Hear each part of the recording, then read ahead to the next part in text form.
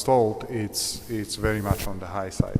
Generally speaking, what is good is anything with an installed capacity of roughly, with the cost per installed capacity of roughly, I would say, 1 to 3 million US dollars per megawatt of installed capacity. This was a little more expensive. The data comes from the private sector's financial plan, right? It has never been audited. I can't really say if that is correct, but the latest I've heard is that it is correct. Now, the way we structured this project was that, it was up to the private sector to find financing for this thing, right? Whether the project was going to cost $100 million or $150 million, it didn't matter to us, it didn't matter to the government, because the only thing that mattered was the offtake price. I remember seeing a revised financial model of this project about 2 years ago when the project was nearing completion. By the way, the project has been up and running for almost a year. So after refinancing, and Verbund is a top-class Austrian company, after refinancing, I remember seeing internal rate of returns of somewhere around 11.3%. Now, is that high enough? Is that low enough? That's a good question. When I spoke to the management of Verbund, they looked at this project as a step into a new territory. They had additional plans in the country. They wanted to build more hydro, and they were actively bidding for some other projects as well.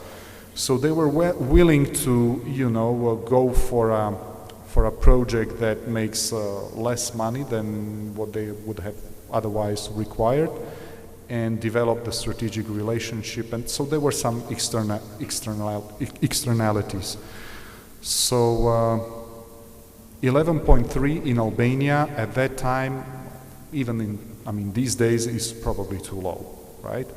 You would expect something, in the higher teens, right? Or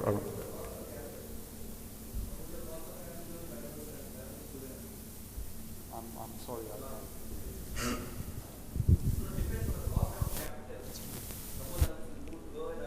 Absolutely. 1% is good enough. And I want to know the payback period. What is the 20-year period, 10-year period when you're recovered? Payback period. How many years you take it to get the? Well, good question. Again, there's two different ways how to look at this. This project. If you took the original financial plan and went to a bank and asked them for money with this investment cost per megawatt of installed capacity and with this IRR, they would tell you, thank you very much, but no, thank you very much, right from the start. So what these guys did, they started building the project with their own equity and shareholder loans, and then once they were halfway through, they refinanced. So looking at the payback period, let me put it this way: if I were a small investor or an equity fund with a particular focus on energy, I would be looking at, in hydropower, I would be looking at something around probably 8 years or so in this part of the world. These guys have a much longer investment horizon. These guys, they invest strategically, And the other problem is that, and that's what many banks don't understand, it's very difficult to model and to appraise hydropower projects, because unlike, for example, a thermal power plant that has a limited lifetime, right? After 30 years, you have to decommission it one way or another, right? Nuclear power plant, same thing. Hydro, once you build it, it can be there for 100 years, right? But now, when you build your discounted cash flow model, how can you capture the cash flow that's coming in year 52, right? Check. The value of that dollar in present terms is zero, right? And that's how the private equity firms or financial investors are looking at it. But those guys, like strategic investors like Verbund, RWE, I don't know, NL, right? They capture those things that are very difficult to capture for a, you know, for a typical banker or a typical equity investor. So they see what's beyond the normal investment horizon. Okay, I have a question for Professor Nevenka. Let me first of all compliment you on an excellent presentation. I had a couple of questions. Firstly, I mean, forgive me if I did not get it, but yeah, it'll be just one question.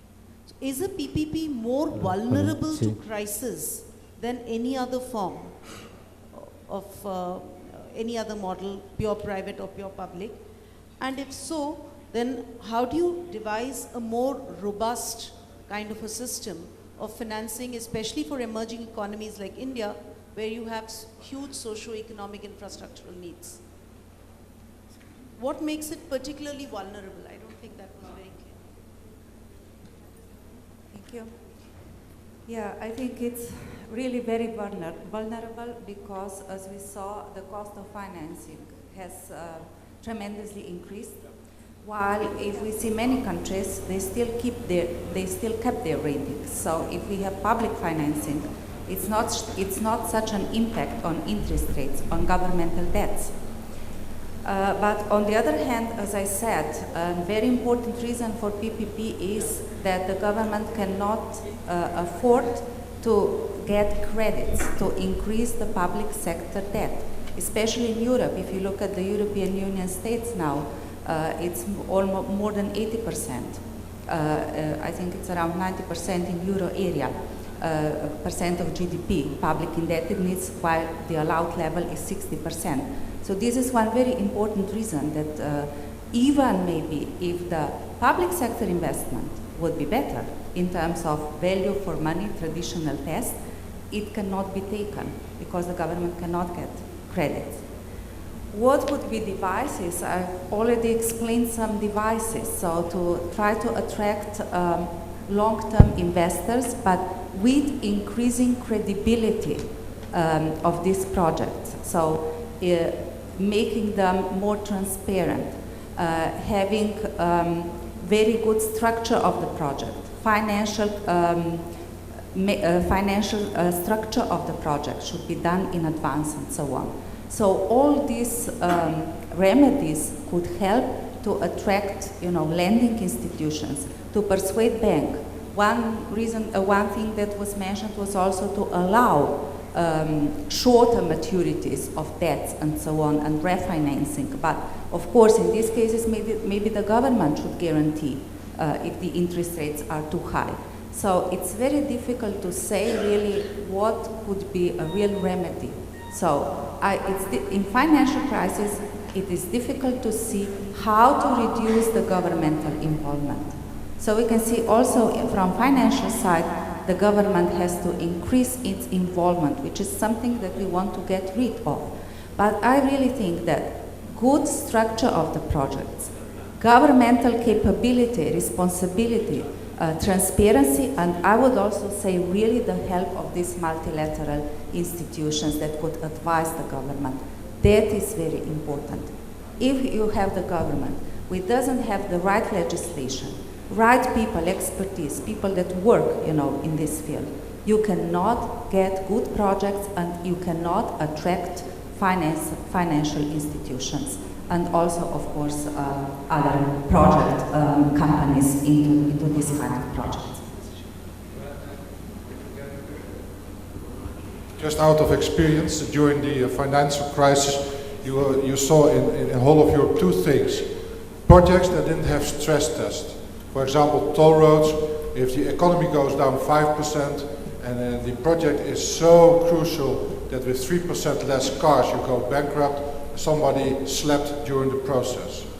The second thing is that you saw that although the PPP project was financially sound, the mother company made losses. And what they tried to do is to extract money from the concessionaire into the main organization. That's always possible, but if you have a government that is professional, you will notice that and you will immediately stop it. Actually, you will tell them at the beginning that it's a death sin if they do it. So that's something that you can prevent. On the other hand, you see a very optimistic government that is not interested in stress test, because you want the road, you want the school, you want the energy. So the politicians try to avoid the discussion of what if the economy goes down, what if people lose this. So both sides are guilty in this process, and the only thing is to stress test and prevent money out of the concessions to the main company on both sides. I think it's now time for lunch, and I think all the discussions could be progressed after the, not during the lunch. Yeah, we can have the questions during the lunch, because or else we have three technical sessions after lunch. So thank you all. May I request Yash to give a memento to Mr. Jan Van? Sir, I request Mr. Yash to give a memento to you. I request Rohit to give a memento to Professor Evenka. I request Vaibhav to give a memento to Mr. David. I request Shrikant to give a memento to Mr. Martin.